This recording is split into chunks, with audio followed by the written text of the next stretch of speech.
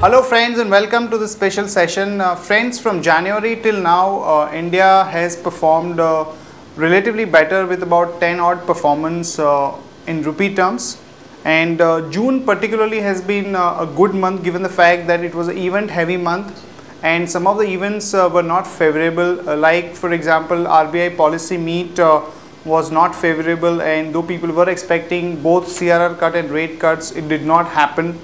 Also, there were expectations about QE3 in the FOMC meet on 19th, which did not materialize. But despite these negatives, market right through the month was very resilient. And finally, we managed to break the range of 4800 and 5200, which has been a broad range for the market for a while. So where do we go from here? Let us do a technical check with our fund manager and strategist Rohit Srivastav. Hi Rohit. Hello. We've seen this range for a very long time, 4800 and 5200, and as I said before, the market has been resilient for a long time. There were a lot of negative news, but the market held on to its bottom and in fact managed to cross 5200, and we have managed to close well above that. So where do we go from here? What I'm looking at over here is a chart from 2010 onwards, the entire period that the market's been down after it touched 60 to 6300, and you notice that in the initial leg it stayed above 5200 for a prolonged period of time. So that has become a level that everyone keeps watching, and every time the market comes close to that, it's either a support or a resistance. But broadly speaking, and I've put this entire time period into a trading range by drawing one trend line which is touching the highs and one which is touching the recent lows, and my sense is that we are probably forming some kind of a very large triangle. We can really debate whether it's a distribution or accumulation, but my sense is that in the short term at least, since we've gone above 5200, which is this noise region here, we have broken out of it and should be headed slowly higher towards the upper line. The upper line is closer to around 5450, and 5300 is one short term resistance where we are seeing some pressure today, but my sense is that we will get past that and probably head towards the upper line, and that is where the decisive call in the market will have to be taken between 5450, 5500. And my sense is the way this pattern has occurred and the time that it's taken, if it's a large distribution, then probably we top at 5500 and once again test this lower range, the lower line, which is a little below the 5000 mark. So this would remain the large trading range for the time period till we really break out of it. And my sense is that the upper end would be the point where we'll have to really look out for selling pressure again. So what you're saying is that maybe in this up move we might touch about 5400 to 5450 thereabouts, but after that are you seeing the possibility of the recent lows being taken out? That is a serious risk that we face, especially because of the way a lot of other things have set up, like the world markets, and so my sense is it's possible. Okay, if this is a distribution and we actually fail to cross 5450, 5500, the first thing that we'll be looking at is of course breaking below 52 and then heading back to this lower line, which I said is around 49. A break of 49 would be a clear sense that this was a distribution and you're headed much lower. So we'll look at that at that point of time, but that's my sense that the way it's forming, we could be looking at retesting the lows again. Okay, and if you could also share your thoughts on the Bank Nifty, which has seen a very strong move very recently, and though some of the macro news were not positive, particularly with respect to the rate cut and the CRR cut, we've seen that the banking sector has remained pretty strong. Yeah. So any broad call there? This is the chart of the Bank Nifty, and what we are looking at is very similar to what I showed on the Nifty itself, that we are retracing the fall that we saw from February, the 3-month decline. We've almost reached the 61% retracement, which is at around 10,400.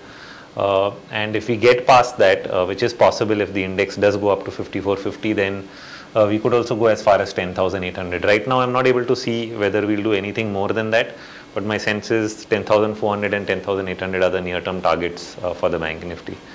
Right. Also, Rohit, for the past few weeks, we are seeing a lot of action in the mid-cap stocks, and we are seeing some volume built up also there.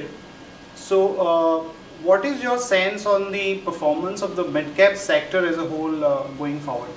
Yeah, around I think more than a week back, when the index was actually stuck between 5200 and 5100, I sent out the chart of the small cap index, essentially because even though while the index was range bound, what we saw over there was that the small cap index broke past that trading region much ahead of the Nifty and the Sensex. So basically, we've seen a lot of accumulation occur in these second line of stocks. It had an initial target, and which I've drawn with this box, and it's really broken past that. So what we are looking at for is higher targets. The next key level would be this falling trend line, which is at 6650. And because this is an extended move, I think there's a chance that an overall 78% retracement, which takes us even higher to 6772, is possible. Which means to say that over the next 3 to 4 days, we might continue to see positive action in the high beta, small cap, mid cap area. And that would still remain the stronger area of the market versus the large caps, which are actually tending to underperform as of now. So, in terms of percentage move, how much more upside are you looking at for the mid cap sector as a whole? See, like we've pointed out here, if we are looking at around 6772, that's around approximately, I think 150 to 200 points more, should be around 3 to 4% at least on the upside. On the index itself, stocks could actually do more than that. Right. Also, since globally also we have seen the markets rallying post the development on the EU summit front. What's your overall call on some of the major markets over the next, let's say, about a month or so? See, this is a chart of the S&P and something very similar is visible in most of the world markets, and that is that this entire fall that we've seen from March or April on the way down is what we classify as a 5-wave decline, which is basically an indication that the trend is down, and after whatever bounce back rally that we are getting right now over the next week or so, wherever you get a top, there will be one more at least leg on the downside, which could go below the lows that we saw in June. So this is one of the main risks that we see even for our market, that there could be another round of global selling. But it's not yet, we are not yet there, because we are not sure whether the top has occurred. This is the S&P, we've marked this as A, B and C. Essentially, we've completed 61% retracement close to around 1360. But last week's relief rally after the EU summit seems to have started one more leg, which can target a slightly higher level, closer to around 1380, 1390, where you'd retrace maybe almost 78 or 80% of the fall that we saw in S&P during April and May. And it's only after that, once we see selling again, that a larger sell-off may occur. So that could be probably maybe a week or so down the line. Once that's complete, we would be looking for selling pressure coming in from global markets, and that would be one of the key risks for us. For our markets. Also, Rohit, in case of USD INR, we saw that the previous low was taken out, and we actually touched a low of almost 57.30. And in the past 2 days, we've seen the rupee appreciating to almost about 55, 60, 70 thereabouts. So, what's a broad call there?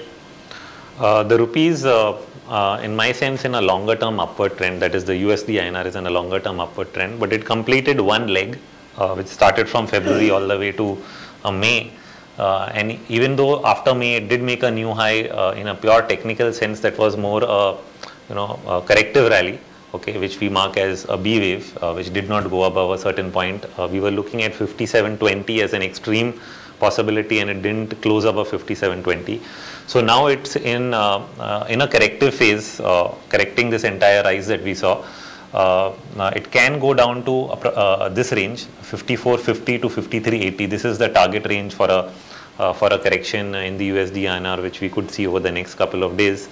And there again, we would look for the potential for a bottom and another uptrend in USD INR to start again. Right. So you're looking at some correction in the USD INR to about 54.50 to 53.80 zone, and again you might see further fall in the INR. That's right. Right, Rohit. Thanks a lot for that update. Thank you.